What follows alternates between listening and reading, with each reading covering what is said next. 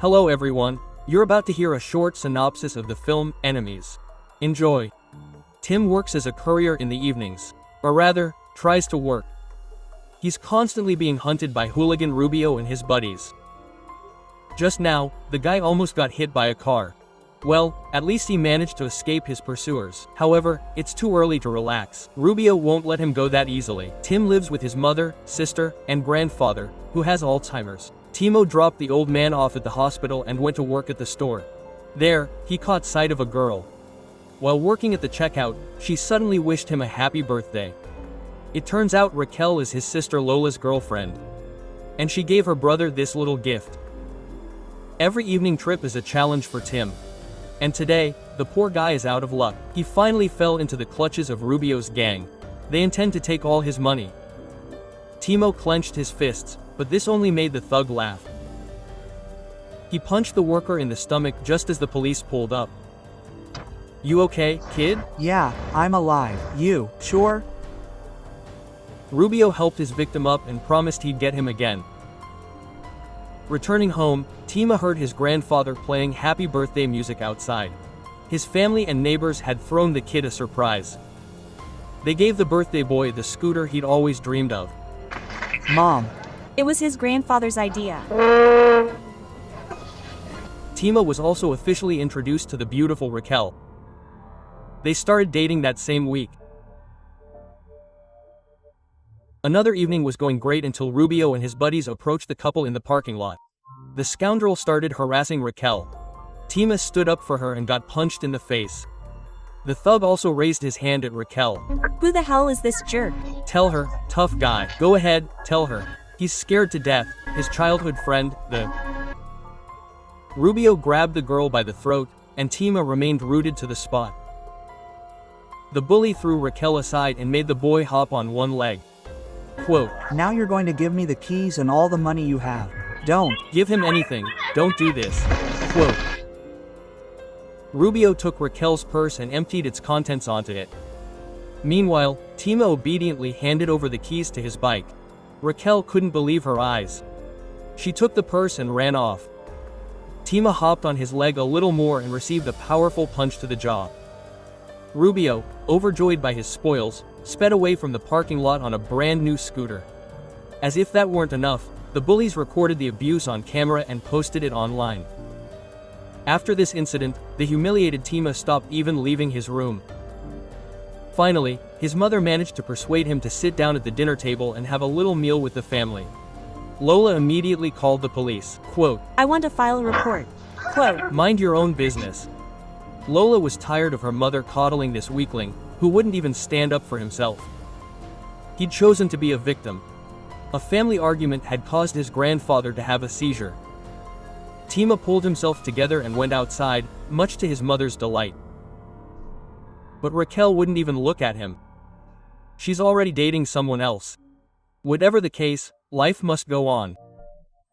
Timo returned to work at the store and signed up for boxing classes so he could stand up for himself next time. He began driving around town in the evenings again, carrying a messenger bag. Day after day passed. Timo gained muscle and confidence. He'd limped since birth. Because of this, he was constantly bullied at school. Timo, as usual, dropped his grandfather off at the hospital when he suddenly heard a familiar voice. It was Rubio's voice. Tim's breath caught in his throat. He peered into the room and saw the hooligan lying helplessly on the bed. His legs felt like straws. The therapist was trying to breathe life into them, but it was no use. Damn lame. "It's your damn bike." Timo turned around and ran. His old enemy had crashed a stolen bike and suffered a serious spinal injury. He would be paralyzed for life. That evening, Timo rewatched the video of his shame, filled himself with negativity, and the next day drove to the gang area of the city. The guy was going to visit Rubio. It turns out he was the first person who wanted to do so since the accident. The hooligan was currently alone in the apartment. So the neighbor opened the door. Timo looked around. There were bottles of alcohol everywhere. Rubio was lying on the bed in his room. He got furious when Timo started touching his things. But he still can't stop it. What do you want? I want an apology. An apology for what? For school? For what year? For every time I hit you. For everything. Rubio refused to apologize. Timo simply turned around and left. And the bully couldn't even turn his music back on. Timo couldn't sleep. He decided to ask his mother what she would do with her enemies. That's what a woman might call her best friend and her ex-husband, who left her for that friend. She imagined revenge in the most vivid colors, but in the end she gave up and focused on her loved ones. That's much more important. But if you can do something and don't, you're a coward. No, the opposite. To respond in kind means to stain yourself. Timo went to Rubio again. This time he was sitting in a wheelchair and watching TV. Timo declared that they were going for a walk right now. And if Rubio continued to act like he would go naked. I didn't want to go out either, but I had to every damn day. So tell me, clothed or naked? Clothed. Timo rolled the wheelchair user out into the street. He'd called everyone the scoundrel had harmed beforehand. Even now, Rubio continues to bully and call him names. He spat in one of the guys' faces and got punched in the face. The others did the same. They threw the disabled guy on the pavement and started kicking him. He laughs, because he doesn't feel a thing. Then one guy decided to pee in Rubio's mouth. Luckily, the police arrived just then, and the crowd dispersed. Timo told the cops that his friend simply fell out of his wheelchair and put him back down. Hit me. For once in your life, muster up the courage and hit me. Instead, Timo apologized to his enemy. Rubio started rapping about Tim being a weakling, whom he'd spent his entire life wiping his feet on, but Timo didn't react to the offensive words. Should I put you to bed? Don't you dare suggest that to me. At that moment, his father came home, and Rubio asked Tim to hide under the bed. The drunk man stumbled into the room with his girlfriend. He started playing with Rubio's hands as if he were a doll. The two were greatly amused by the boy's helpless state. The bully had tolerated all the bullying, but exploded when Tiger mentioned his dead mother. Brought his son to tears. She's dead, you idiot. I've lost your. Don't look at me, get out. When his father left, Rubio asked to be moved to the bed and left alone. This time, Timo didn't argue. The boy dreams of starting a business, cooking and selling churros with his mother. Today, he visited Rubio in the hospital. Timo suggested he report his father's abuse to social services, but Rubio sent him away. Timo, take me to the cemetery. Rubio told him that his mother died of cancer. His father didn't help her at all during her illness. The disabled man had always liked Timo's sister, but he had no prospects for that before, and even less so now.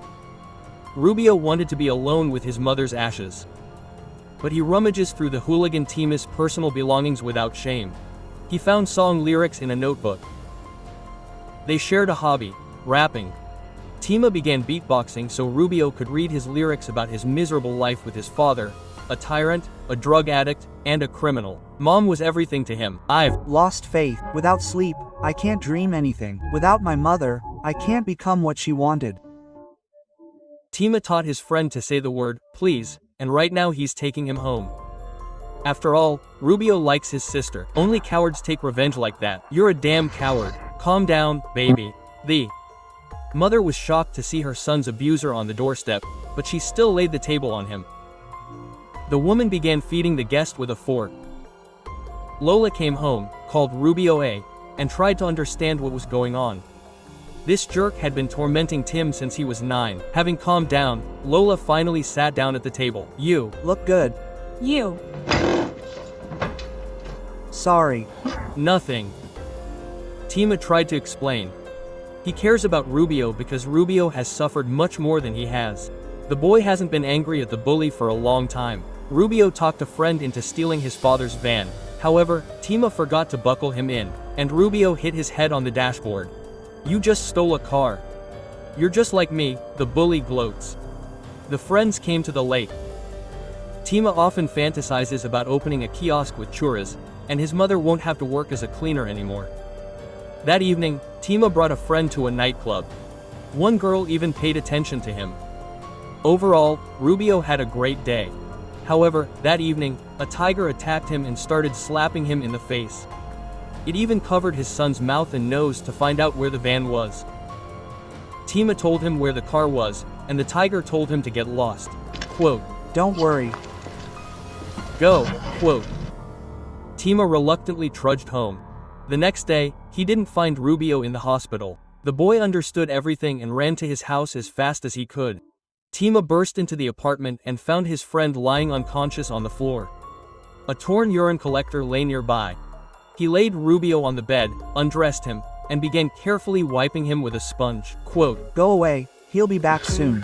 Quote, Let him go. Timo lost it and declared that they would leave together. Rubio listed the things they needed to take with them, and Timo set about implementing the plan. Are You ready? Yeah, sorry. Quote,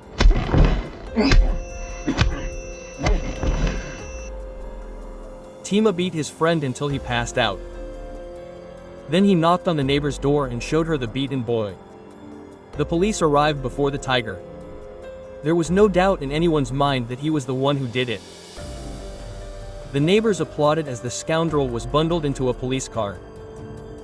Rubio knew where his father hid all the money and asked him to count out 2,500 euros for himself. That was the price of the stolen bike. Take it. No, please. Rubio would keep the other 2,000 for himself, and he would invest the rest in a churros kiosk his friend would open. Rubio spent the 2,000 on a new wheelchair, one he could operate independently. Soon, the churros shop was ceremoniously opened. Lola stayed by Rubio's side and thanked him. Despite his situation, he was incredibly happy at that moment. One day, while relaxing by the pool, he was lost in Lola's gaze, then at a kissing couple, and then turned his gaze to his helpless grandfather, just like him. Rubio asked his friend to help him one last time in his life, but Tim wasn't even going to talk about it. You're my friend. I'm not your friend. I'm the one who ruined your life. Why? Don't laugh, don't laugh.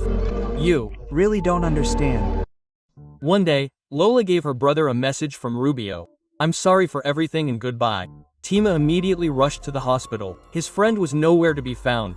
A crowd had gathered near the pool. Timo ran to the edge and saw a familiar wheelchair at the bottom. The doctor immediately reported that Rubio was fine. They managed to get him out of the pool.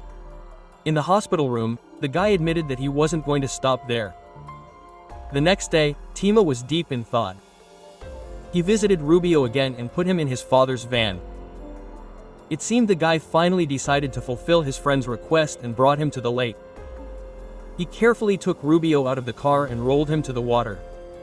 Afterwards, Timo inflated the mattress and filled the syringe with some medicine. Timo, what? Look at me. Thank you. Go ahead. Timo gave the injection and, with tears in his eyes, lowered his friend onto the mattress. Rubio fell asleep almost immediately. When the mattress floated, the boy stabbed it with a knife and pushed it away. Timo burst into tears and slowly walked to the shore. Rubio's body slowly sank into the water. Timo sat in the car, hesitating to leave. Suddenly, he dived into the lake and started looking for Rubio, eventually pulling him to shore. Rubio coughed and spat out water. Timo was incredibly happy. His best friend was still with him. But then we see Timo sitting on the shore alone. He hadn't saved Rubio after all.